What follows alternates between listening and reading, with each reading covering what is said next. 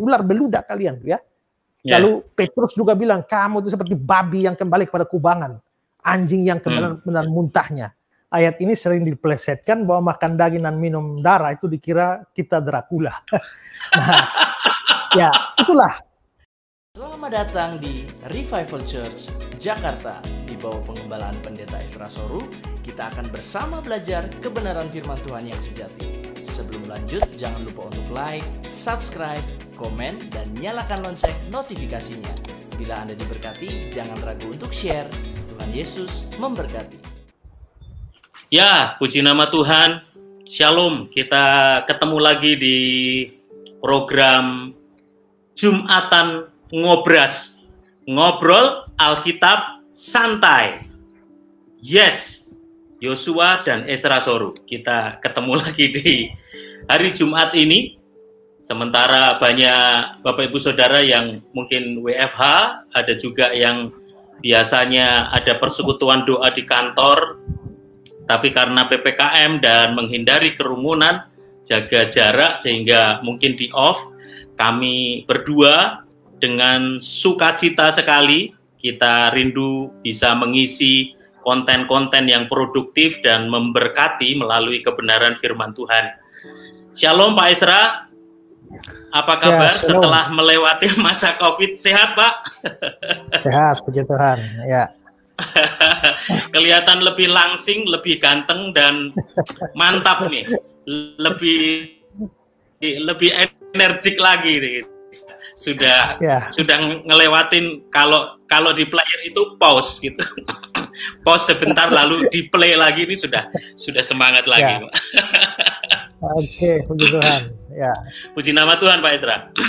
Jadi selama 2 minggu terakhir banyak teman-teman sahabat-sahabat Ngobras yang sudah menantikan pembicaraan selanjutnya, diskusi selanjutnya, pelajaran selanjutnya tentang perkataan Yesus yang sulit. Sudah kangen semua dengan Pak Ezra. Jadi silakan Pak Ezra menyapa dulu kepada teman-teman Bapak Ibu Saudara yang sudah terkoneksi juga di YouTube. Silakan Pak Ezra. Ya, shalom semua, dan secara pribadi saya minta terima kasih untuk semua saudara yang sudah membantu, mendukung dalam doa pada waktu saya positif COVID kemarin dan boleh sehat sekarang dan bisa kembali melayani. Ya, saya tahu ada banyak yang mendoakan dan juga memberi dukungan lainnya. Sekali lagi, terima kasih untuk semuanya. Ya. Haleluya, puji nama Tuhan. Sekarang sudah sembuh, sehat, lebih kuat, dan kita akan melanjutkan ngobrol-ngobrol santai kita, Pak. Ngobrol Alkitab santai. Kita sudah masuk ke part yang ketiga, seri ketiga, seri pertama, kedua. Puji nama Tuhan sudah menjadi banyak berkat, dan dari kolom komen kita bisa lihat tanya jawabnya, dan kita masuk ke tahapan seri 3 ini. Ada beberapa pertanyaan Pak Ezra, dan sudah begitu banyak karena perkataan Yesus tidak terlalu mudah untuk dicerna secara langsung, secara harfiah. Mungkin sejenak saya review apa yang sudah kita diskusikan di seri 1 dan seri 2. Kenapa perkataan Yesus tidak gampang, tidak terlalu mudah untuk dicerna? Karena ada gap bahasa, ada gap waktu, ada gap budaya. Nah, berangkat dari situ seringkali kita nggak bisa mengartikan terlalu mudah. Inilah yang perlu hermeneutika, ilmu tafsir, sehingga kita tidak cocokologi, main paksa ayat. Nah, kita masuk ke ayat yang pertama nih Pak, tentang perkataan Yesus yang sulit.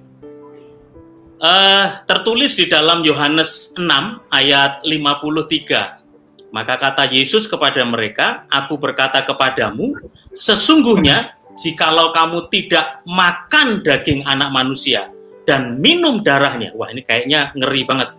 Kamu tidak mempunyai hidup di dalam dirimu. Barang siapa makan dagingku dan minum darahku, ia mempunyai hidup yang kekal, dan aku akan membangkitkan dia pada hari akhir zaman. Nah, Pak, perkataan Yesus yang sulit nih, yang pertama. Apa artinya makan daging dan minum darah? Kok ini kayaknya agaknya ngeri banget, bersifat kanibalisme banget gitu, Pak. Apa artinya, Pak? Silakan Pak Ezra. Matius 6, Yohanes 6 ya. Ayat 53 ya. 53. Ya. Ya.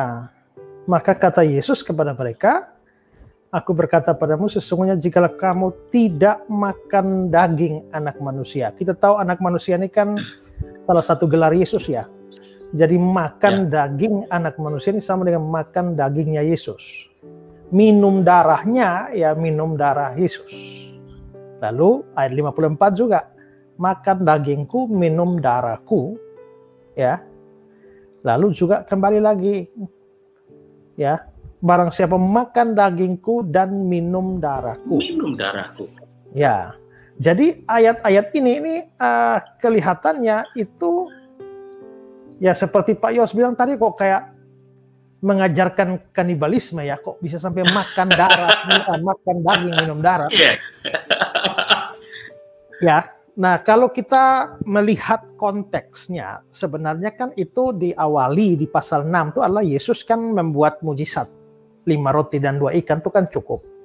Jadi mereka makan roti. Nah, berdasarkan mujizat Yesus membuat orang-orang makan roti itu, Yesus lalu bertolak kepada kebenaran rohani. Jadi Yesus itu memang salah satu cirinya adalah dia melakukan sebuah mujizat tidak pernah untuk mujizat itu. Tapi mujizat itu dibuat untuk menyatakan sebuah kebenaran. Pada waktu dia menyembuhkan orang buta, nah itu dia pakai sebagai batu loncatan untuk mengajarkan akulah terang dunia. Karena orang buta ini kan gelap semua. Nah, akulah terang dunia. Pada waktu dia membangkitkan Lazarus yang mati, nah dia pakai itu untuk meloncat kepada akulah kebangkitan dan hidup. Nah, sama juga ketika dia mulai membuat mujizat terkait dengan roti untuk ribuan orang makan, dia lalu meloncat kepada kebenaran soal makan, dia adalah roti hidup. Nah, itu kita bisa lihat konteksnya tuh mulai dari ayat 48 ya, karena kita lihat ini kan tadi ayat 53, ya makan daging. Nah kalau kita geser sedikit, maka ini, akulah roti hidup. Ya. Nah, akulah roti hidup ini dia menunjukkan bahwa dirinya roti hidup itu untuk mengontraskan dengan mana. Mana yang menjadi makanan nenek moyang Israel di padang gurun. Nah, mana ini kan sesuatu yang dimakan. Makanya makan mana. Ya kan? Oke. Tapi mereka makan mana itu tetapi mereka kan makanan jasmani, mereka mati. Tetap mati juga. Nah, Yesus mau bilang bahwa akulah roti hidup. Sama seperti mana itu dimakan, ya kalau Yesus roti hidup kontras dengan mana, mananya dimakan, ya Yesus juga dimakan begitu. Makanya di sini ada muncul makan. Lalu makanya dia bilang, inilah roti yang turun dari surga, barang siapa makan daripadanya. Nah, jikalau seorang makan dari roti ini, ya. Nah, jadi memang ide tentang makan itu muncul di sana terkait dengan Yesus memang adalah roti hidup yang kontras dengan mana. Kalau mana yang dimakan oleh orang-orang Israel itu ya akhirnya mereka juga mati juga. Tapi bedanya kalau Yesus roti hidup, maka makan dia tidak akan mati lagi. Nah, jadi yang Yesus maksudkan dengan roti itu adalah dirinya sendiri, dagingnya. Nah, tentu saja Yesus tidak bicara harfiah. Ingat ya, Yesus tidak selamanya membicarakan hal-hal yang harfiah. Kadang-kadang dia bicara sesuatu yang sifatnya simbolis, kiasan. Nah, kelihatannya yang menjadi masalah dari para pendengar Yesus ini adalah banyak yang tidak memahami cara Yesus berbicara. Apa yang Yesus bicara yang non harfiah, kiasan misalnya, mereka selalu memahaminya harfiah. Itulah sebabnya banyak terjadi kebingungan. Nah, misalnya kita lihat bahwa Yesus ngomong soal makan daging ini, mereka memahami harfiah, maka mereka menjadi, ini ya, kita lihat ayat 52 nih Pak ya. Orang-orang Yahudi bertengkar antar sesama mereka dan berkata, bagaimana ia dapat memberi dagingnya kepada kita untuk dimakan? Kenapa mereka bisa bingung begini? Bagaimana dia dapat memberi dagingnya kepada kita untuk dimakan? Ya masalahnya kan mereka memahaminya harfiah. Padahal Yesus tidak memahami itu secara harfiah. Ya. Nah, lalu setelah itu Yesus menegaskan ayat 53 sampai 56 tadi seperti yang sudah dibaca ya, bahwa makan dagingku dan seterusnya. Nah, apa artinya itu? Apa maknanya makan daging dan minum darah Yesus? Kita harus melihat itu. Untuk memahaminya kita harus melihat akibat-akibat dari makan daging dan minum darah Yesus. Itu akibatnya apa? Baru kita bisa mengerti apa artinya makan daging dan minum darah Yesus. Nah, sekarang kita kembali lihat ya ayat 53 tadi ya. Ayat 53 ya. Makan daging, minum darah. Apa akibatnya? Akibatnya ya. Ini kalau tidak makan ya. Kalau tidak makan dan tidak minum, akibatnya apa? Akibatnya tidak punya hidup. Tidak punya kalau hidup begitu, dalam dirimu. Makan ya, kalau begitu makan dan minum, maka akibatnya punya hidup. Makanya di sini ayat 54. Barang siapa makan dagingku, minum darahku, akibatnya apa? Dia mempunyai hidup kekal. Ya. Ayat 55. Yang makan daging, 56, makan daging, minum darah, akibatnya apa? Dia tinggal dalam aku di dalam dia. Nah sekarang mari kita lihat ya. Akibat dari makan daging dan minum darah, itu mempunyai hidup yang kekal. Ya. Nah, apa artinya makan daging dan minum darah? Kita harus melihat di dalam seluruh Alkitab, apa tindakan yang menyebabkan orang punya hidup yang kekal. Ini kan bahasa kiasan nih. Kita belum tahu apa artinya ini, ya. Tapi dari akibatnya mempunyai hidup yang kekal, kita akan lihat sebenarnya di dalam Alkitab itu hidup kekal itu dihasilkan dari apa? Nah, maka kita misalnya ya ke Yohanes 3 ayat 16 saja. Ke Yohanes 3 ayat 16 saja, yaitu bahwa setiap orang yang percaya kepadanya tidak binasa, melainkan beroleh hidup yang kekal. Oh, berarti hidup yang kekal itu diakibatkan dari orang percaya kepada dia. Nah, kalau begitu, hidup kekal itu sebagai akibat orang percaya kepada dia, akibat dari orang percaya kepada dia, maka kita bisa melihat ini. Oh, ayat 54 ya. Makan dagingku dan minum darahku, dia mempunyai hidup kekal. Nah, sekarang ini mempunyai hidup kekal. Kalau begitu, apa arti ini? Dari Yohanes 3 ayat 16 kita lihat, rupanya kepercayaan itulah yang menyebabkan orang memperoleh hidup kekal. Berarti makan daging dan minum darah itu artinya adalah percaya. Ya, jadi itu adalah kiasan. Jadi waktu Yesus bilang, barang siapa makan dagingku dan minum darahku, dia hanya mau berkata bahwa barang siapa percaya kepadaku, seperti yang dikatakan dalam kitab suci, maka dia akan mendapatkan hidup kekal. Jadi makan darah, makan daging dan minum darah itu artinya percaya, itu saja. Tapi mengapa hanya untuk mengatakan percaya saja harus pakai istilah yang agak mengerikan ya, makan daging dan minum darah? Ya karena kepercayaan kepada Yesus bukan hanya sekedar percaya apa yang dia katakan, melainkan percaya kepada dirinya yang dan disatukan dengan dia dalam iman yang mencakup kematiannya. Seperti di dalam Markus pasal 10 ayat 45 ya, yang mengatakan bahwa anak manusia itu datang untuk memberikan nyawanya menjadi tebusan bagi banyak orang. Jadi makan darah dan makan daging dan minum darah itu artinya percaya. Tapi kepercayaannya melibatkan kematian Yesus itu. Nah, kepercayaan seperti itulah yang akan memberikan hidup kekal kepada kamu. Nah, jadi barang siapa makan dagingku, minum darahku, dia akan dapat hidup kekal. Artinya, barang siapa percaya bahwa aku akan mati, membawa tebusan itu bagi banyak orang, dia akan dapat hidup kekal. Itu maksud Yesus. Nah, mohon maaf Pak Isra, menyikapi tadi ayat di Markus 10 ayat yang ke-45, mungkin boleh tolong ditayangkan. Markus 10 ayat 45.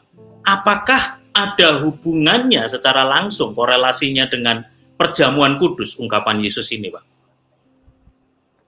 Ya, sebenarnya Markus 10 ayat 45 Ya, ini anak, dia kan memberikan nyawanya menjadi tebusan bagi banyak orang kan. Ya, ya. Nah, mungkin yang lebih sering ditafsirkan itu berkaitan dengan perjamuan kudus itu ya yang tadi, ayat yang tadi, Yohanes pasal 6 itu. 6 ayat 53. Barang siapa Ya, makan dagingku, minum darahku, gitu kan. Nah, ya. pertanyaannya, apakah makan daging dan minum darah itu berhubungan dengan perjamuan kudus? Dengan perjamuan kudus. Nah, apakah ada hubungannya itu? Ya, soalnya kan perjamuan kudus ini kan, inilah tubuhku, makanlah, ya. Anggur itu inilah darahku, minumlah. Ya. Sebenarnya itu tidak ada hubungan dengan perjamuan kudus ya. Karena apa? Malahan. Ya, tidak mungkin Yesus membicarakan perjamuan kudus pada saat itu, di mana perjamuan kudusnya belum ada. Ya. Ingat, Yesusnya aja masih ada. Ya, penetapan perjamuan itu kan nanti. Ya, sesaat sebelum Yesus mati itu baru penetapan perjamuan. Yang ini belum ini. Ya. Selain itu, kalau kita kalau itu menunjuk pada perjamuan kudus, maka coba Pak, kita lihat saja ayat tadi Pak ya, ayat 50, 51, bentar ya.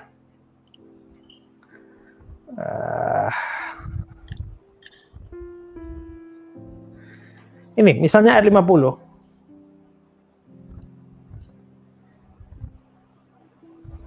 Atau kita ke ayat ini saja. Barang siapa makan dagingku, minum darahku, ia mempunyai hidup yang kekal. Kalau makan daging dan minum darah, ini perjamuan kudus. Maka ayatnya jadi bagaimana Pak? Barang siapa ikut perjamuan kudus, dia mempunyai hidup yang kekal. Lalu kalau di sini, jikalau kamu tidak makan daging anak manusia dan minum darahnya, kalau ini perjamuan kudus berarti jikalau kamu tidak ikut perjamuan kudus, kamu tidak mempunyai hidup dalam dirimu. Gitu. Nah, berarti keselamatan kita itu akhirnya bergantung pada ikut perjamuan kudus atau tidak ikut perjamuan kudus. Nah, itu malah kita jatuh pada salvation by works. Selamat karena berbuat baik. Karena perjamuan kudus itu kan perbuatan kita. Nah, penjahat di samping Yesus itu kan dia dapat keselamatan. Jangankan ikut perjamuan kudus, baptis saja tidak. Ya kan? Baptis saja tidak. Maka kalau ayat-ayat itu makan daging dan minum darah itu dihubungkan dengan diartikan sebagai perjamuan kudus, jatuhnya pada selamat karena berbuat baik atau selamat karena perjamuan kudus. Selain itu kita juga ingat ya. Bagaimana Pak? Mungkin justru karena penafsiran yang salah itu Pak ya, sehingga orang jadi over ekspektasi terhadap perjamuan kudus karena tafsirnya terlalu dalam mengartikan perjamuan kudus. Kalau dia mengartikan itu sebagai perjamuan kudus, maka lalu akhirnya dia merasa bahwa kalau saya tidak ikut perjamuan kudus, saya tidak akan selamat. Tidak selamat, nah itu dia Pak. Ya, dan saya akan selamat kalau saya ikut perjamuan kudus. Itu karena salah menafsir apa maksudnya makan daging dan minum darah. Selain itu Pak ya, Yesus gunakan istilah daging loh. Bahasa Inggrisnya flesh, Yunaninya tuh shark. Padahal kalau kita memeriksa ayat-ayat yang mengatakan tentang perjamuan kudus, inilah tubuhku, itu bukan flesh tapi body. Bahasa Yunaninya bukan shark tapi soma. Beda tapi soma. Jadi beda. Selain itu juga kalau kita mau meneliti bahasa aslinya ya, tensisnya, kata makan dan minum di dalam Yohanes pasal 6 tuh, makan daging, minum darah, itu semua ditulis dalam kata aorist tense, itu bentuk lampau. Ya, bentuk lampau yang terjadi satu kali saja, tidak diulang. Jadi makan daging Kristus, minum darah Kristus satu kali saja, nggak berulang. Kalau perjamuan kudus itu kan mestinya berulang kan? Perbuatlah ini setiap kali kamu mengingatnya. Nah, jadi kalau perjamuan kudus itu dalam bentuk present, tapi di situ makan daging, minum darah itu bentuk lampau satu kali saja. Berarti dalam hal makan daging Kristus nggak boleh makan ulang-ulang, satu kali saja. Minum darah Kristus satu kali saja, itu bukan perjamuan. Lalu apa? Itulah percaya. Maka orang percaya Yesus, terima Yesus itu satu kali saja. Makanya kalau KKR itu ada KKR 3 malam. Kalau hari pertama siapa mau terima Yesus, saudara maju. Hari kedua jangan maju lagi. Kalau tantangannya masih sama. Siapa mau terima Yesus? Hari pertama sudah maju, hari kedua mau terima Yesus maju lagi. 3 hari KKR dia terima Yesus 3 kali. Pertanyaannya, Yesus yang sudah masuk hari pertama itu kemana lagi? Keluar lagi kah? Ya, jadi ingat, percaya Yesus itu hanya 1 kali seumur hidup.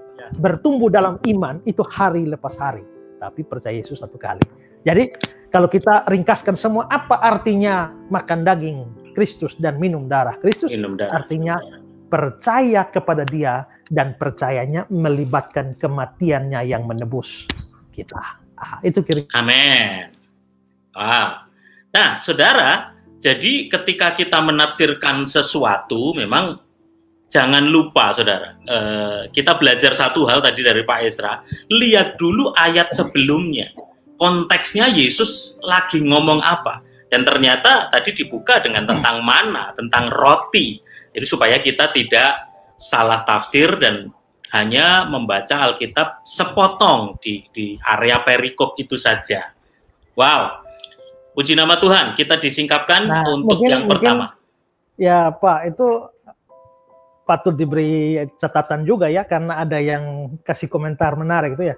Ayat ini sering dipelesetkan bahwa makan daging dan minum darah itu dikira kita Dracula. Nah, ya itulah. Makanya sedang ayat itu kan kesannya menjadi kanibalisme. Tapi menganggap kita itu kanibalisme atau Dracula karena sama seperti orang Yahudi. Memahami apa yang kiasan dengan harfiah. Secara harfiah. Secara harfiah. Nah, banyak kekacauan terjadi kalau kiasan dianggap harfiah. Jadi kalau sampai ada orang non-Kristen yang menuduh orang Kristen Dracula dari ayat-ayat itu, ya itu sebenarnya dia hanya menyatakan kebodohannya, bahwa dia sampai tidak bisa bedakan makna kata harfiah dan kiasan. Ya bahkan ada juga yang komen Pak, karena ada juga yang menggunakan ayat itu sebagai dasar perjamuan kudus, dan ternyata sekarang disingkapkan sebenarnya tidak ada hubungannya gitu ya. Karena Yesus sendiri aja masih ada waktu itu gitu. Jadi tentang perjamuan kudus jauh setelah itu. Puji nama Tuhan. Ya, ini seru banget nih, baru satu perkataan Yesus yang sulit udah 20 menit nih kita. Masuk yang kedua nih Pak, yang memang nggak ada habisnya. Ini seru banget kalau ngobrol sama Pak Ezra. Ngobrol Alkitab santai.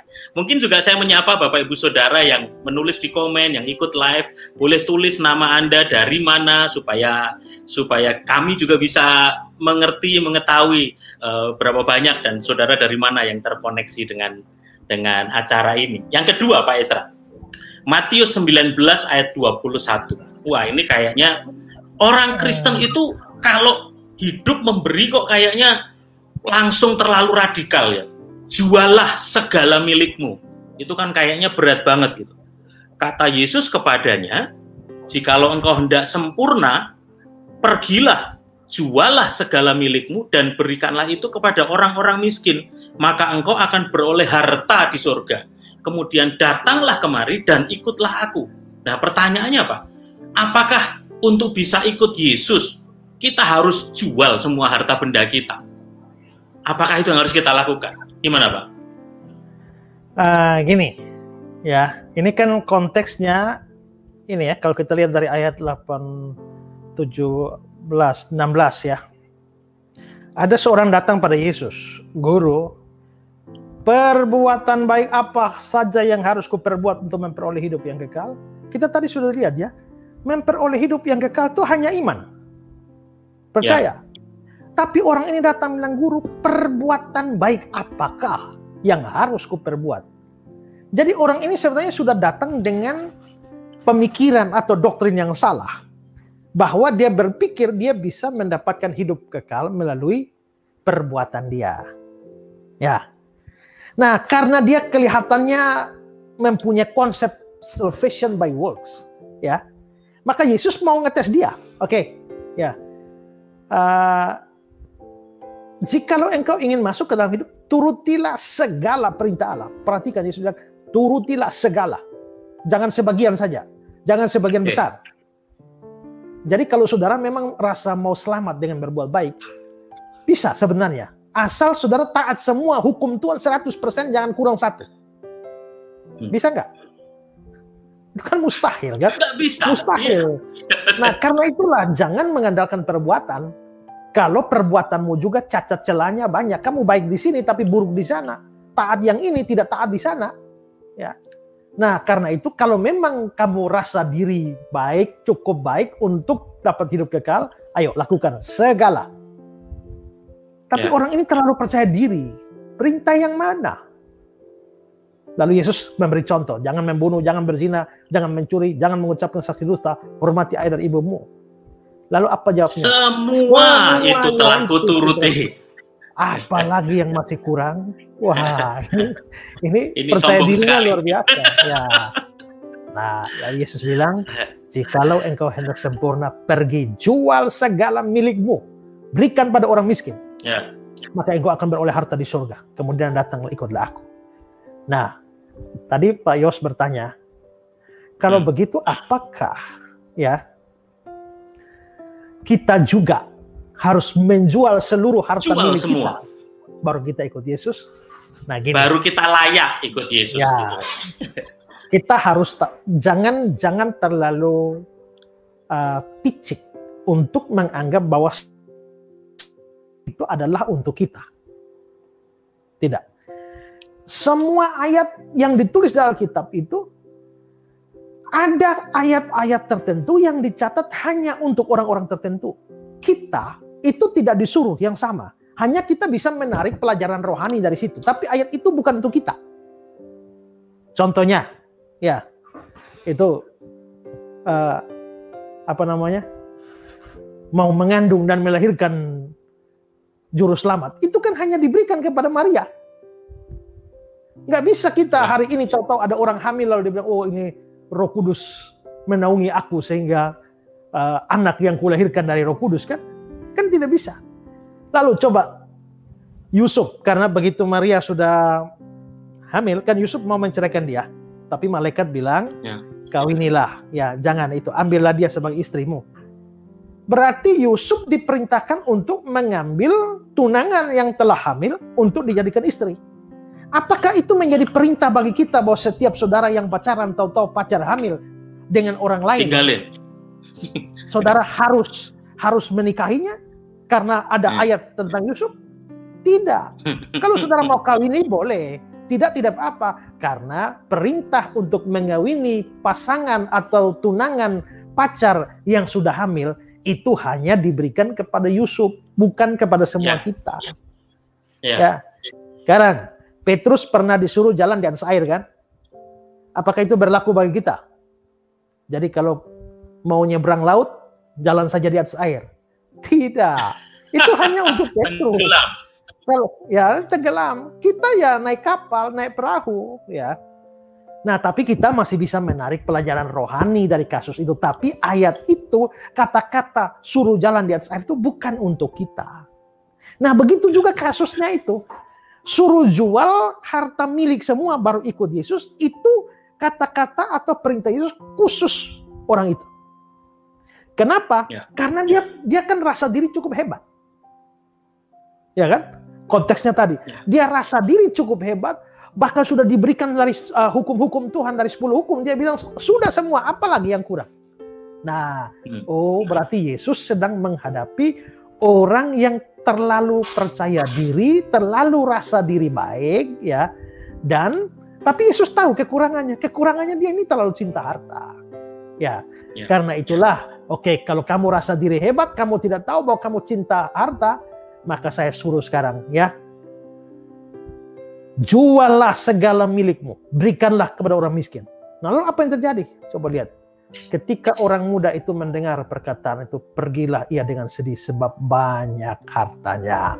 Ternyata Yesus bikin begitu untuk menunjukkan bahwa kamu ternyata tidak cukup baik untuk dapat hidup yang kekal.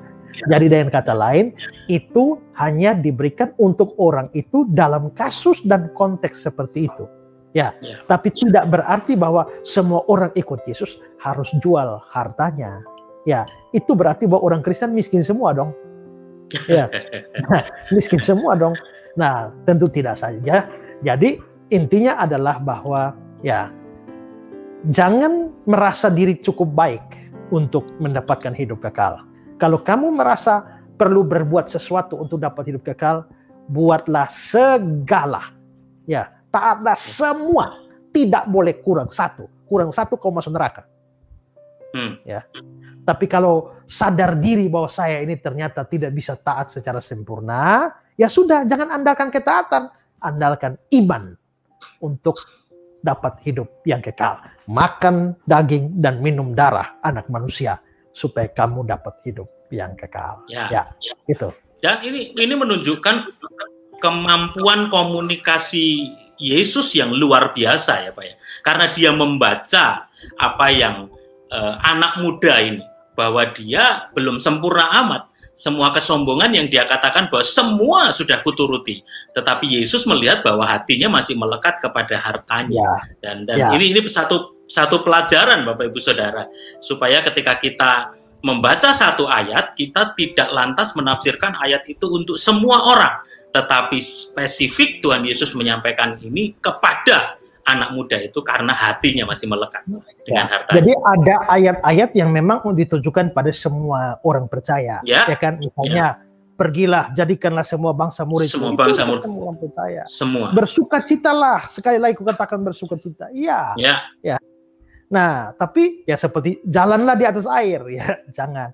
Jadi kita harus bisa melihat kalau dalam hermeneutis itu ada namanya ayat-ayat deskriptif yang hanya menggambarkan apa yang terjadi, tidak bermaksud untuk menjadi rumus bagi kita.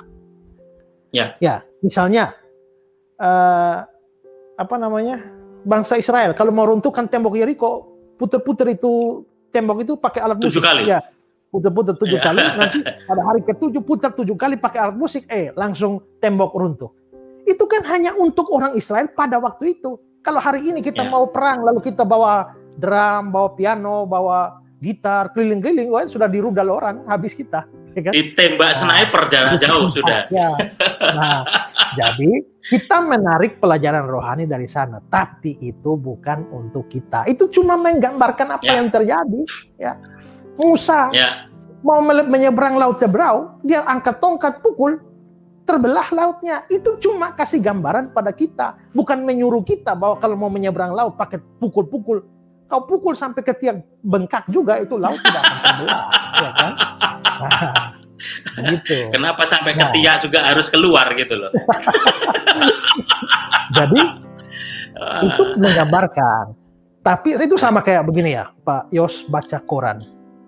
Pesawat Lion Air berangkat dari Jakarta ke Medan dan jatuh pada hari Selasa. Itu kan hanya menceritakan. Tidak berarti bahwa kalau ada pesawat lain dari Jakarta ke Medan pada hari Selasa pasti jatuh. Pasti jatuh. Tidak, kan? Ya, itu hanya menggambarkan. Tapi ada bagian-bagian yang memang sifatnya didaktis, pengajaran. Percayalah kepada Tuhan Yesus, engkau akan selamat. Nah, itu harus berlaku bagi siapa saja. Ucaplah syukur senantiasa, itu berlaku bagi siapa saja. Nah, maka kita harus bisa bedakan mana deskriptif, mana didaktis, supaya jangan bikin banyak kekacauan dalam kekristenan. Ya. Wow, puji Tuhan. Kita belajar juga supaya tidak mengeneralisir satu ayat, tetapi ada juga ayat tertentu yang memang Tuhan sampaikan untuk semua orang. Sebelum lanjut, saya menyapa Bapak Ibu Saudara yang jauh dari ada Medan, ada Bogor, ada juga ini Shalom Sabah juga sampaikan shalom untuk kita semua dari Jepara, dari Pontianak. Salam buat Bapak Ibu Saudara semua di Cirebon juga ada. Kemudian ini Sabah ada lagi. Ya, terus Bapak Ibu silahkan komen dan sampaikan pertanyaan atau mungkin pembahasan mengenai apa yang kita bahas sekarang ini. Nah Pak, sekarang yang agak keras banget nih Pak. Tuhan Yesus ini kan kadang apa yang dia sampaikan keras banget kalau berhadapan sama orang Farisi. Contohnya ini Pak, keturunan orang beludak gitu. Ini kayak orang di sini mungkin dasar lu ya gitu ya.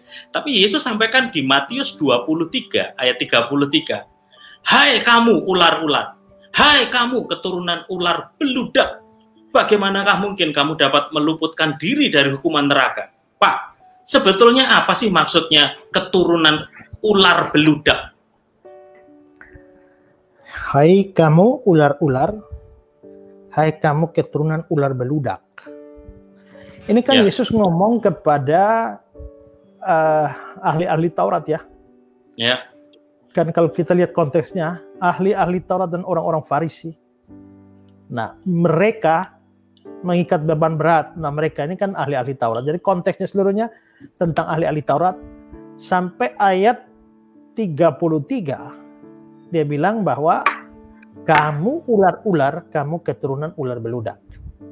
Nah, istilah ular beludak ini juga sebelumnya sudah dipakai oleh Yohanes Pembaptis ya. Yohanes 3 ayat 7 ya. Hai kamu keturunan ular beludak. Ya. Matius 23 tadi ya. Kalau kita lihat di dalam bahasa Inggris, generation of vipers, generasinya ular beludak. Ya. Nah, apa itu beludak? Ya. Beludak itu sebenarnya istilah atau artinya adalah ular berbisa. Ya, ular berbisa. Jadi dengan kata lain, ular beludak itu artinya ular berbisa, vipers. Jadi mereka, ahli-ahli Taurat itu disebut sebagai keturunan, mereka disebut sebagai ular-ular, keturunan ular berbisa. Artinya mereka sama dengan nenek moyang mereka yang adalah ular berbisa. Nah, ular berbisa itu bisa menggambarkan kejahatan. Ya, kejahatan ini. Itu kita bisa melihat perbandingannya kalau kita melihat perbandingan terjemahan ya. Di dalam terjemahan Indonesia sehari-hari, itu dia bilang gini, kalian jahat, keturunan orang jahat. Jadi tadi kan, hei kamu ular, keturunan ular beludak. Nah ini dalam Indonesia sehari-hari, kalian jahat. Berarti ular itu gambaran kejahatan. Dan keturunan ular beludak artinya keturunan orang jahat. Ya, keturunan orang jahat. Jadi itu sebenarnya hanya mau menggambarkan kejahatan mereka. Di satu sisi ya, bahwa kamu itu adalah orang-orang jahat. Hei kamu ular-ular. Maksudnya hei kamu orang jahat. Hei kamu keturunan ular beludak. Hei kamu keturunan orang jahat. Nah, tapi bisa juga yang Yesus maksudkan itu adalah lebih daripada itu. Bahwa istilah ular dipakai di sana. Nah, kalau kita membandingkan dengan bagian ayat yang lain, misalnya di Wahyu 12 ayat 9, itu dan naga besar itu si ular tua yang disebut iblis atau setan. Berarti iblis atau setan itu juga disebut ular tua, karena juga kita lihat di Kejadian pasal 3 di Taman Eden itu kan ular yang muncul di sana. Tidak pernah dikatakan iblis menggoda Hawa kan, tapi ular. Tapi pastilah ada iblis di balik ular itu. Nah, lalu kalau kita mengacu kepada peristiwa di dalam Taman Eden, ular itu mencobai Hawa. Dan akhirnya kan ularnya dikutuk. Nah, kita lihat coba kutukannya gimana. Itu di Kejadian 3:15. Engkau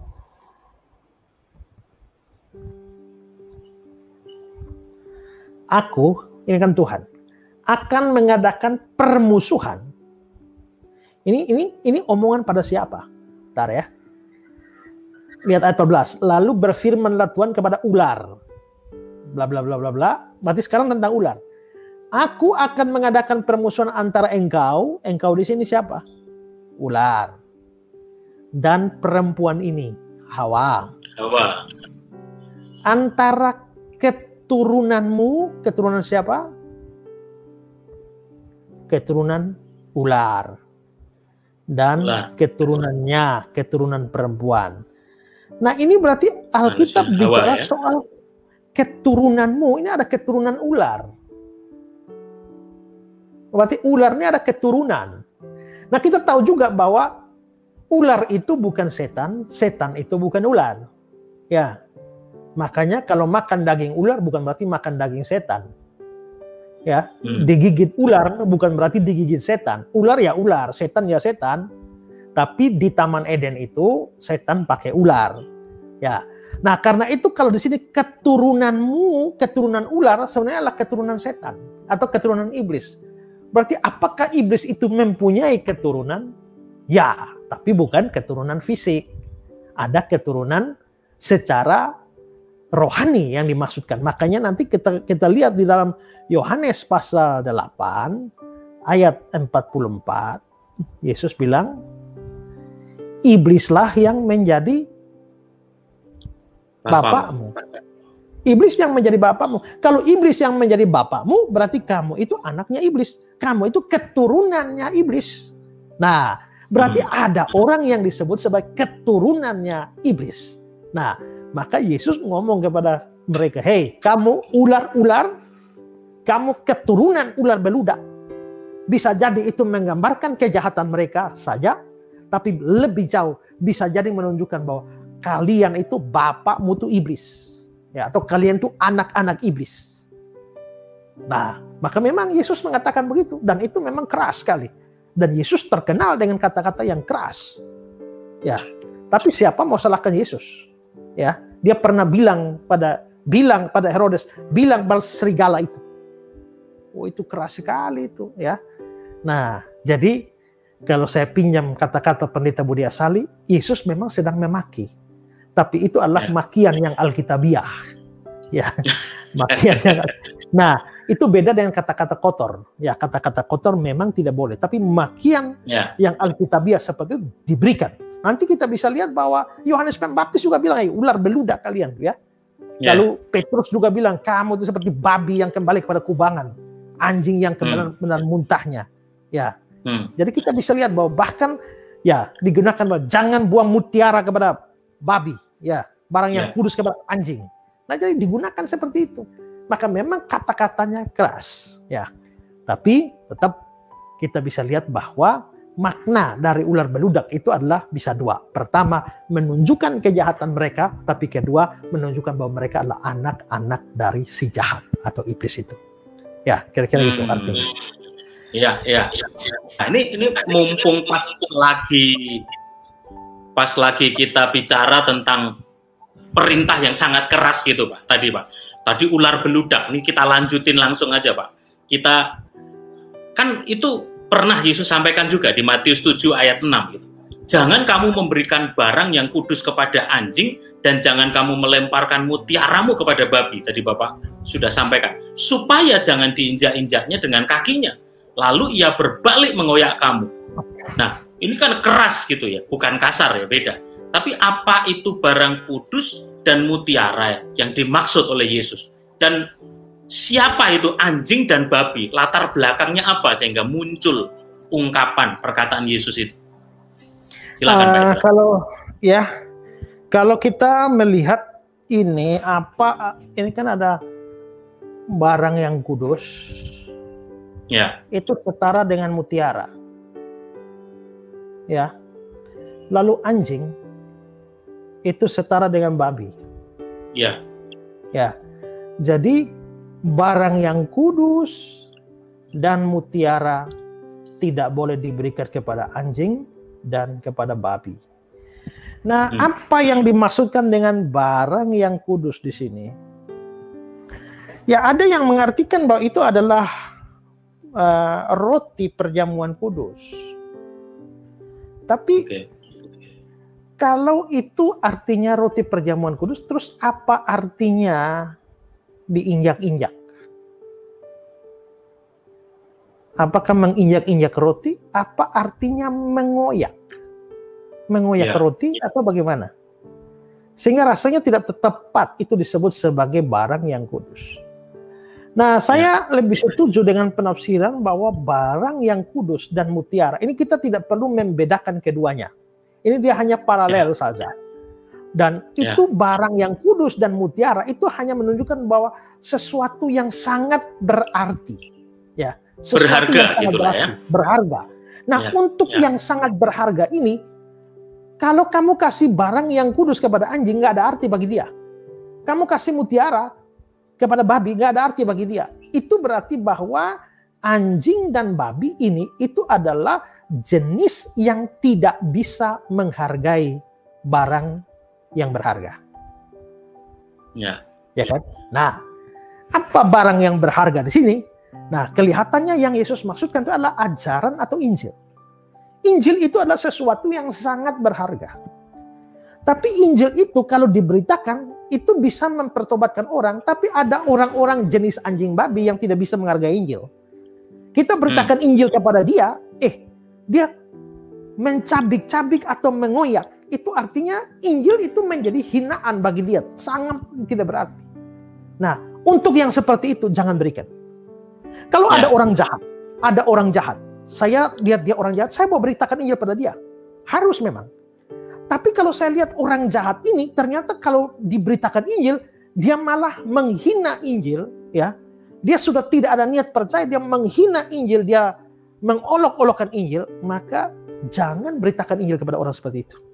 Itu sama dengan kamu buang mutiara kepada babi. Dan ingat, itu berarti bahwa bagi orang-orang yang tidak menghargai Injil, Yesus menganggap mereka tuh anjing dan babi. Keras sekali itu. Nah, anjing dan babi ini tidak harfiah. Ya, tidak harfiah.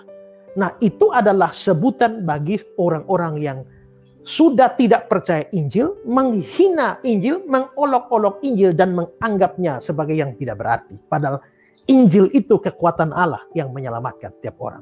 Karena itu ya, perhatikan. Kalau saudara tidak percaya kepada Injil, mengolok-olok Injil, menghina-hina Injil, ya, menjadikannya lelucon, guyonan dan sebagainya, kamu itu anjing dan babi menurut Yesus. Ya. Dan barang yang begitu kudus seperti Injil itu tidak layak diberikan kepada kamu. Ya, kalau orang kita beritakan Injil, orangnya dia belum bisa percaya, tapi dia tidak menghina, kita terus beritakan Injil, berikan terus.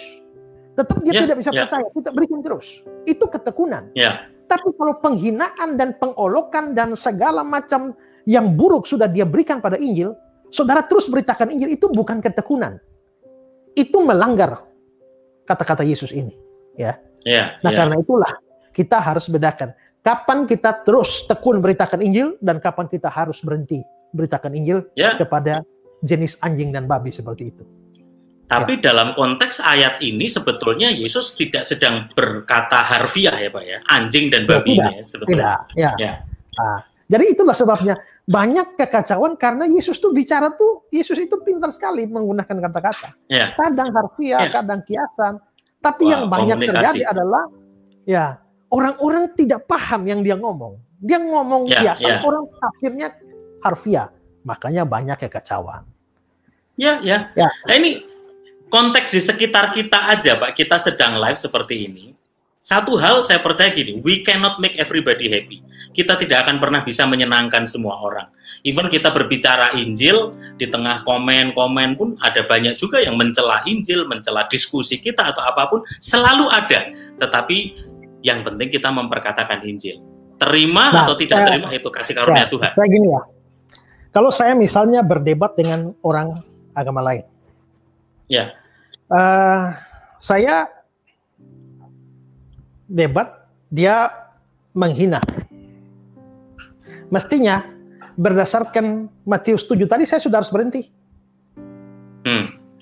Tapi kadang-kadang saya tidak berhenti. Karena sebenarnya tujuan saya itu bukan lawan debat itu. Tapi untuk penonton. Atau orang yang ngikuti. Injil yang saya beritakan mungkin tidak diterima oleh lawan bicara saya, atau bahkan dia menghina, tetapi itu masuk kepada para pendengar atau penonton. Orang lain, setuju, orang lain. Itu saya lakukan. Tapi kalau saya misalnya hanya berhadapan dengan Pak Yos, kita dua sendiri saja. Lalu begitu saya sampaikan Injil, Pak Yos menghina-hina Injil, untuk apa saya lanjutkan? Ini anjing babi, tinggalkan. Tapi kalau saya menghadapi Pak Yos, tapi ada banyak orang di sekitar, memang saya tetap beritakan Injil, tapi bukan fokusnya pada Pak Yos. Ini orang begini banyak yang lagi dengar. Bisa jadi Tuhan bekerja, mereka bertobat melalui apa yang saya katakan. Gitu. Bagian jadi, kita adalah menyampaikan kebenarannya. Dan mungkin bisa menjadi berkat buat orang yang lain yang mendengarkannya gitu. Tapi Ya. Jangan ikuti yang anjing dan babi itu, karena tujuan kita bukan itu. Tujuan kita kepada orang yang mau mendengar Injil. Ya. Lanjut dulu Pak. Wah, seru sekali ini saudara. Dan makin banyak sekali yang menyapa kita dari banyak luar kota, luar pulau, luar negeri. Salam buat semuanya. Ada dari Next. luar angkasa, Pak?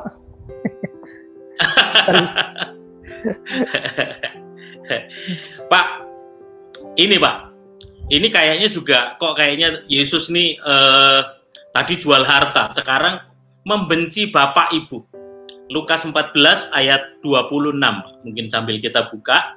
Jikalau seorang datang kepadaku dan ia tidak membenci bapaknya, ibunya, istrinya, anak-anaknya, saudaranya laki-laki atau perempuan, bahkan nyawanya sendiri, ia tidak dapat menjadi muridku. Pak, kayaknya susah amat sih jadi murid Yesus gitu. Semuanya harus ditinggalkan. Apakah untuk ikut Yesus kita harus benci orang tua? Gimana Pak Esra? Kalau seorang datang kepadaku dan dia tidak membenci bapaknya, ibunya, istrinya, anak-anaknya, saudara laki-lakinya, bahkan nyawanya sendiri, dia tidak dapat menjadi muridku. Artinya, untuk jadi murid Yesus harus benci bapak, ya kan? Untuk jadi murid Yesus harus benci Kalau ibu, lihat benci kalimat istri, itu, ya. benci anak-anak, benci saudara, ya, bahkan benci nyawa.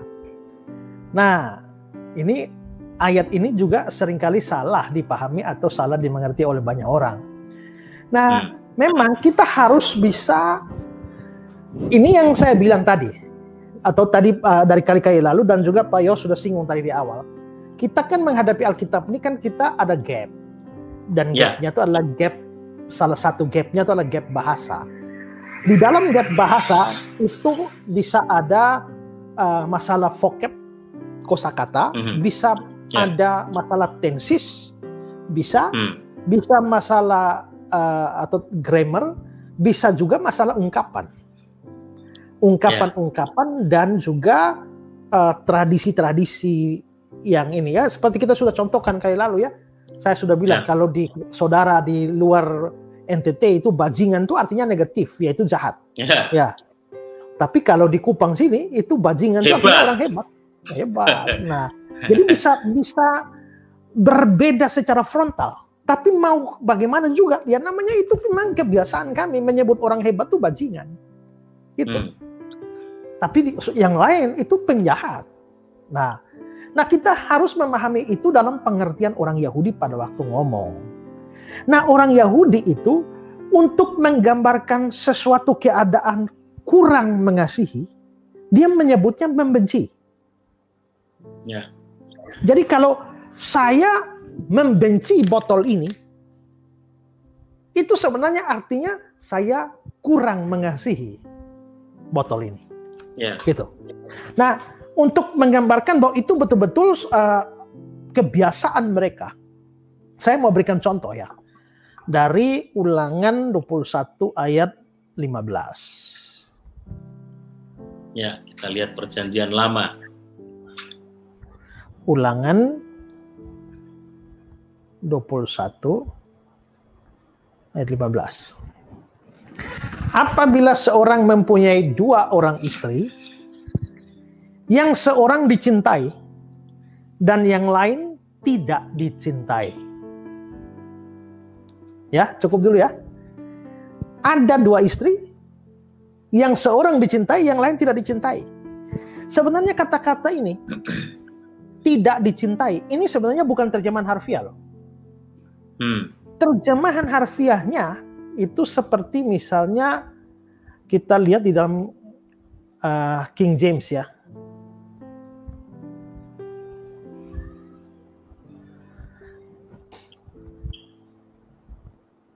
If a man have 2 wives, one beloved and another hate. Ya. Yang satu dicintai, yang lain dibenci. Dibenci. Itu sama dengan terjemahan lama. Maka jikalau pada seorang laki-laki ada 2 orang bininya, seorang yang dikasih, seorang dibenci. Nah, bagaimana ada orang punya istri tapi dia benci? Nah, sebenarnya tidak benci dalam pengertian kita. Tapi maksudnya dia punya 2 orang bini, 2 orang istri, yang satunya dikasihi, yang satunya kurang dikasihi. Nah, kurang dikasihi itu dibahasakan dengan kata-kata dibenci. Ya, dibenci. Jadi apa artinya dibenci? Benci itu artinya kurang dikasihi. Nah, kurang dikasihi. Maka kita gampang memahami. Kalau sudah mengerti begitu, maka tadi ayatnya, jikalau seorang datang kepadaku, dia tidak membenci bapaknya, artinya apa? Dia tidak kurang mengasihi bapaknya. Berarti supaya orang menjadi murid Yesus, dia harus kurang mengasihi bapaknya. Kurang dari siapa? Ya dari Yesus. Berarti dia harus mengasihi Yesus lebih tinggi. Bapaknya dikasihi, tapi kurang dari Yesus. Jadi jangan kamu mengasihi Yesus sama dengan kamu mencintai bapakmu. Atau mencintai bapakmu sama dengan kamu mencintai Yesus. Tidak. Kamu harus mencintai Yesus lebih tinggi. Tapi bapakmu harus kurang. Kamu harus mencintai Yesus, ya. Mencintai ibumu, ya. Tapi jangan mencintai ibumu setara dengan cinta pada Yesus. Harus lebih kurang. Ya. Dan begitu juga berlaku bagi istri, anak, saudara, laki-laki, dan bahkan nyawa. Maka kita bisa memahami itu dalam terang Matius pasal 10 ayat 37 ya. Matius 10 ayat yang ke-37 dia bilang, barang siapa mengasihi bapa atau ibunya lebih daripadaku, dia tidak layak bagiku. Barang siapa mengasihi anaknya laki-laki, perempuan lebih daripadaku, dia tidak layak bagiku. Jadi Yesus di sini kita bisa lihat, Yesus menuntut kasih. Mengasihi dia itu harus lebih dari semua. Tidak boleh ada yang sama. Ya, karena itulah maka saya harus mengasihi Bapa saya, tapi kasih saya kepada Bapa saya harus lebih kurang. Saya harus lebih sedikit mengasihi Bapa saya ketimbang saya mengasihi Yesus. Saya harus mengasihi anak-anak saya lebih sedikit daripada saya mengasihi Yesus. Nah, kurang mengasihi itu dalam budaya Ibrani pada waktu itu dibahasakan dengan membenci. Ya, jadi membenci di situ tidak boleh diartikan dengan pemahaman kita sekarang di sini, tapi harus ikut pemahaman orang Yahudi pada waktu itu. Nah, itu maksudnya. Ya. Oke, jadi ini agak lebih menyinggung ke bahasa ya. Jadi ternyata kata dibenci itu terjemahan aslinya lebih detailnya kurang dikasih. Sehingga pemahaman kita ketika baca terjemahan LAI ini dalam bahasa Indonesia kayaknya, waduh kok benci keluarganya gitu ya. Tapi intinya kita menempatkan kasih kita kepada Tuhan lebih daripada yang lain. Kira-kira gitu Pak ya? Ya. Ya, wah ini masih ada beberapa poin tapi saking serunya jadi kayaknya cepet banget kita hampir 1 jam. Ya, nanti Pak, kita next, mungkin kita atur lagi ya. Kita berikutnya kita sambung lagi ya. Boleh tambah satu Pak? Siap. Ini Pak, ini yang paling sering juga jadi mosok sih onta bisa masuk ke lubang jarum. Kan lubang jarum kecil gitu. Nah, ini kalau dibaca secara harfiah kan kacau balau nih Pak. Matius 19 ayat yang ke-24. Sekali lagi aku berkata kepadamu, lebih mudah seekor unta masuk melalui lubang jarum daripada seorang kaya masuk ke dalam kerajaan Allah. Bagaimana bisa seekor unta masuk ke lubang jarum? Silakan Pak Esra. Ya, ini memang juga agak tidak masuk akal, ya. Sekilas ya. Sekilas dikatakan, ini kan masih konteksnya masih orang tadi itu ya, yang anak muda yang kaya itu ya, yang Yesus suruh juallah seluruh ini ya. Nah, maka setelah Yesus suruh, kalau engkau mau sempurna, juallah segala milikmu, tapi dia pergi dengan sedih sebab dia banyak hartanya. Nah, maka ternyata dia tidak bisa jual, berarti dia nggak bisa masuk surga berdasarkan perbuatannya. Makanya Yesus melanjutkan, aku berkata kepadamu, sesungguhnya sukar sekali bagi seorang kaya untuk masuk kerajaan surga. Ya, sukar ya, bukan berarti mustahil ya. artinya tetap Ya. bisa masuk surga, tapi Bisa, sukar. tapi suka. Nah, tapi Yesus lalu mengatakan kata-kata yang aneh. Lebih mudah seekor unta masuk melalui lubang jarum. Bagaimana bisa unta masuk lubang jarum? Ini agak sukar saya bilang. Nah, karena sukar, maka akhirnya memunculkan ada juga yang merasa begini, bahwa penggambarannya agak tidak masuk akal, karena unta itu apa hubungannya unta dengan lubang jarum? Kok nggak ada urusannya? Ya, nggak ada urusannya.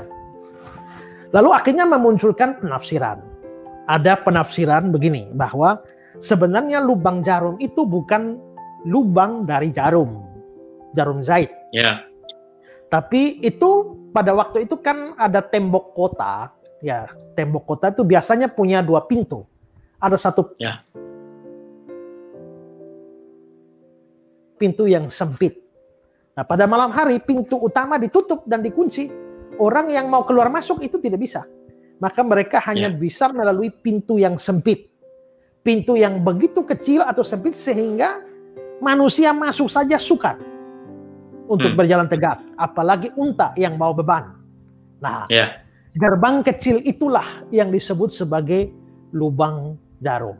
Nah, kalau kita lihat, mungkin gini ya. Nah, ini yang gambar sebelah kiri adalah gerbang kecil. Ya, itu lubang jarumnya. Dan itu lihat orang masuk di sana. Itu sudah sukar. Apalagi unta. Ya. Apalagi unta. Unta bawa beban. Ya. Nah, jadi itu ada penafsiran seperti itu, ya, yang bicara soal lubang jarum. Nah, lalu juga pemikiran lain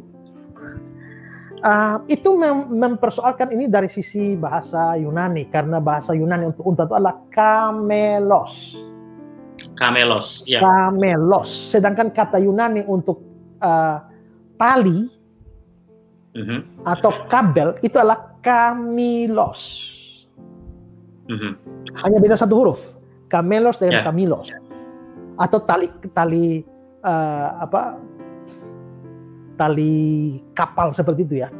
Jadi lalu muncul penafsiran mungkin yang dimaksudkan Yesus itu bukan unta masuk lubang jarum. Ini tapi maksudnya adalah tali kapal, ya, atau semacam kabel, ya, itu masuk ke lubang jarum. Jadi kamilos masuk ke kamelos, ya. Jadi bukan unta yang dimaksudkan di situ, tapi tali itulah yang masuk ke jarum.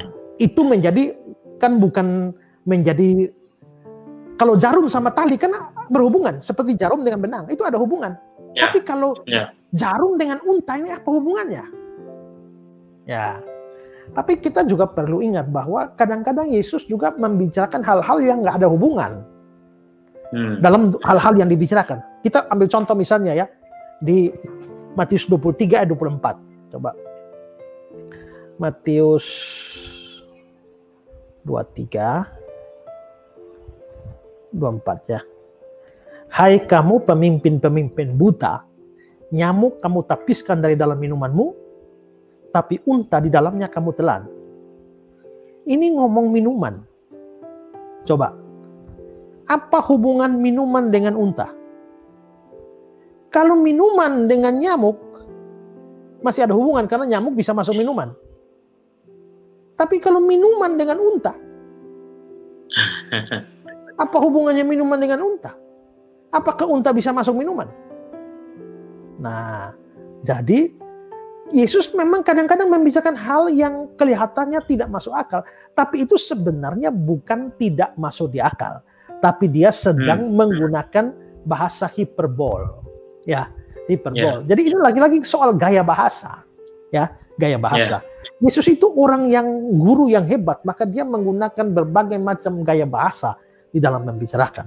Jadi dalam pengertian ini memungkinkan bahwa yang dimaksudkan mungkin adalah lubang jarum pintu sempit itu, atau juga kemungkinan lain adalah Yesus sedang menggunakan bahasa hiperbol untuk menggambarkan sukarnya orang kaya masuk surga. Nah, karena kalau itulah menurut saudara, tafsir Pak Esra lebih kemana, Pak? Lebih ke pintu lubang jarum atau kamelos kalau kamilos? sekalipun mempunyai dua kemungkinan, saya lebih condong bahwa itu merujuk kepada gaya bahasa hiperbol. Nah, kamilos dan kamelos itu baru muncul di dalam pandangan-pandangan yang lebih modern. Ya, pandangan-pandangan klasik itu tidak ada yang mengartikan kamilos dengan kamelos lalu menghubungkan jarum dengan tali kapal. Itu penafsiran yang lebih modern yang kelihatannya juga tidak cukup kuat untuk dipertahankan. Tetapi pandangan yang tadi soal pintu gerbang itu lubang jarum dengan itu gaya bahasa hiperbol, dua-dua punya kemungkinan. Tapi saya lebih condong pada itu gaya bahasa hiperbol. Ya. Apakah pintu lubang jarum itu masih ada? Ada, di Yerusalem ada. Ya, di Yerusalem ada sehingga kita bisa memikirkan juga bahwa seandainya yang dimaksudkan memang adalah pintu lubang jarum di Yerusalem, maka tetap kan mustahil juga kan unta masuk kan? Ya, karena kecil sekali. Anak unta apalagi. Kecil sekali, apalagi unta bawa muatan. Maka tetap, kalaupun Yesus memang mengacu kepada gerbang kecil itu, tetap dia sedang menggunakan hiperbol. Ya. Walaupun kalau kita melihat binatang unta masuk jarum jahit itu lebih mustahil, lebih aneh. Tetapi tetap aneh juga bahwa ada unta masuk ke gerbang kecil itu. Nah, manapun yang benar, ini hiperbol yang sedang dipakai. Ya. Gitu. Tapi intinya ketika orang kaya digambarkan, dianalogikan susah masuk kerajaan Allah karena unta itu susah masuk di pintu yang cuman kecil, karena demi keamanan pintu-pintu utama gerbang kalau malam ditutup, sehingga kalau orang kaya, orang bawa beban, bawa muatan yang banyak, untuk masuk ke dalam kota dia harus turunkan dulu beban-bebannya supaya unta dulu masuk, lalu barangnya baru dicicil masuk satu-satu gitu. Sesulit itu, sesukar itu.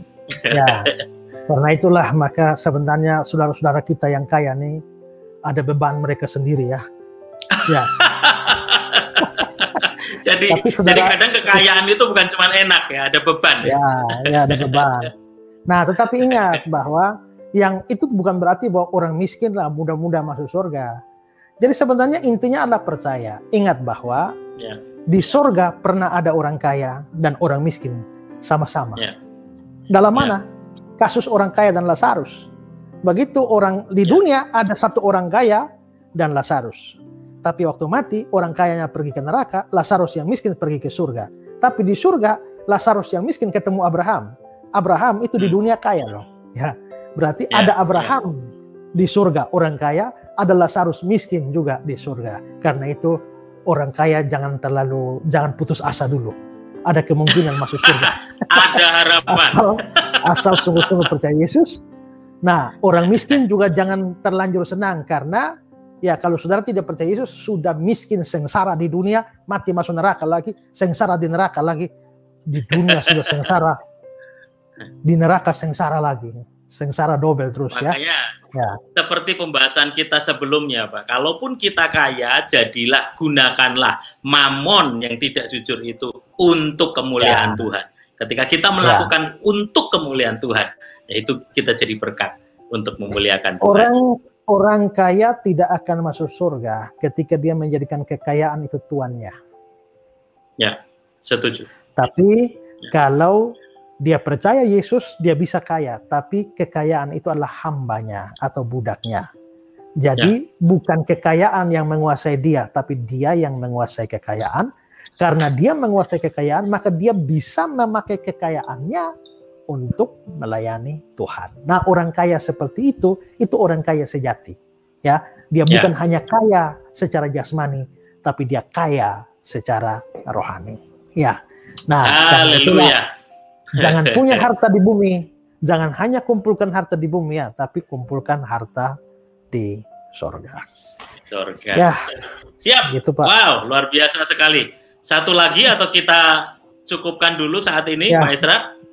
cukup dulu ya, nanti baru kita sambung lagi. Gitu ya. Wow, Ya. seru sekali. Tadi kita ada sekitar 5-6 pembahasan mengenai perkataan Yesus yang sulit. Kita sudah masuk di seri yang ketiga. Bapak Ibu Saudara, saya kembali menyapa sebelum kami menutup dari banyak kota, banyak luar pulau, banyak juga dari Papua juga ada, dari luar negeri, Australia, dari Sabah. Shalom semuanya.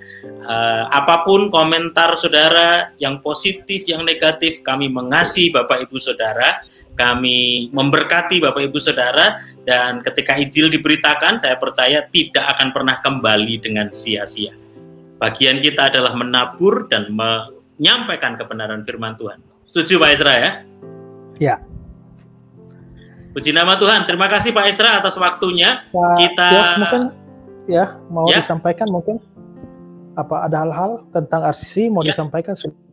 Ya, itu sebabnya kami juga menyapa Bapak Ibu Saudara yang ada di Jakarta dan sekitarnya, Tangerang. Kami di bawah penggembalaan Bapak Pendeta Ezra Alfred Soru. Kita akan sekarang sudah ada di Tebet juga, GKIN. Kemudian dari RCC Jakarta itu base ada di STTII Jalan Lapangan Bola Kebon Jeruk, saudara, di Sekolah Tinggi Teologi Injili Indonesia. Nanti kami akan menginfokan kembali. Dan Bapak Ibu Saudara yang rindu mengikuti diskusi-diskusi sebelumnya, karena tadi saya lihat ada beberapa komentar mengenai pembahasan yang sudah kita bahas di episode seri-seri yang sebelumnya. Misalnya tadi ada beberapa yang tanya tentang perkataan Yesus yang sulit yang lain. Anda bisa dengarkan di sana, Anda bisa lihat di seri 1 dan seri 2. Anda juga bisa mengikuti di YouTube ini, nanti akan kami upload di YouTube RCC Jakarta, RCC, Romeo Charlie Charlie Jakarta, kepanjangan dari Revival Community Church Jakarta. Kami di bawah penggembalaan Pak Ezra Soru, GKIN Revival Kupang. Jadi kalau yang di Jakarta, RCC Jakarta, Revival Community Church. Silakan Anda juga yang rindu untuk mengikuti Bible Study, nanti akan kami tulis juga nanti di kolom komentar, kami infokan.